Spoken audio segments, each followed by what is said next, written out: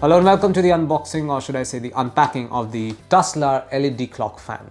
You can see from this transparent package, this is actually a USB powered table fan. It's a very small compact table fan that's over here. It also comes with these LED lights as well. I'll obviously give you a closer look, but first let's quickly see what features do we have. It says simply plug into any USB port on notebook or PC to create a gentle breeze. No driver installation required, super compact and lightweight, USB powered, low power consumption, convenient off switch, on off switch, and that's more or less it. I will open this and show you this clock fan. So this is what the USB powered clock fan looks like from Touchpad. It has this really nice metallic finish to it.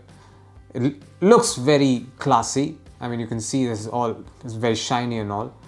So this is the fan. It comes with this really light fan blades. There's a power button, power on off button over here, and there's a USB-A jack on the other end. The wire is a flexible wire. There you can see there's a flexible shape holding wire, very similar to what you find on a Gorilla Pod.